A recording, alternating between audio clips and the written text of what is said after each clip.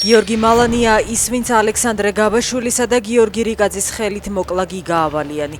ის გიგას გაკვეთილზე ეჯდა, იცოდა რომ წუთები ეთვლებოდა და ამითი ბედნიერი იყო. აცხადებს ეკა კუპადაძე.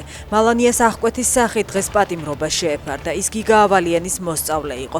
გამოძიების ვერსიით მალანია დაეხმარა სხვა არასრულწლოვანებს ავალიანის გადაადგილების მარშრუტის დადგენაში. პუტინის განცხადება, რომ რუსულმა ჯარებმა დონეცკის ოლქში კონსტანტინოვკა დაიკავეს ტყუილია, ასეთია კიევის ოფიციალური პასუხი. განცხადებები უკრაინის პრეზიდენტმა და გენერალურმა შტაბმა გაავრცელეს. თუ კონსტანტინოვკა რუსეთის კონტროლქვეშაა, მაშინ პუტინს არ გაუჭირდება იქ ჩემთან შეხვედრა, მაგრამ ის ფრონტის ხაზს ვერ გადმოკვეთს. სიმართლე ძალიან განსხვავდება პუტინის სიტყვებისგან, აცხადებს ზელენსკი. რუსეთის ნავთობგადამამუშავებელი შესაძლებლობები 42%-ით შემცირდა. უკრაინის გენერალურ შტაბში აცხადებენ, რომ დრონების ყოველდღიური თავდასხმების შედეგად რუსეთი იძულებული გახდა მნიშვნელოვნად შეემცირებინა ნავთობის მოპოვება. სიტუაციას ართულებს ის ფაქტიც, რომ სათადარიგო ნაწილების არქონის გამო ჭიანურდება დაზიანებული ობიექტების შეკეთება.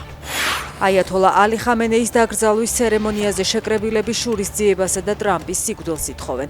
შესაბამისი წარწერებით ბანერები თეირანის ქუჩებშია გამოფენილი. ირანში ყოფილი სულიერი ლიდერის სამგლოვიარო პროცესია გრძელდება. სიკვდილი ამერიკას, სიკვდილი ისრაელს. ისმის შეძახილები მეჩეთთან, სადაც ხამენეია დასვენებული.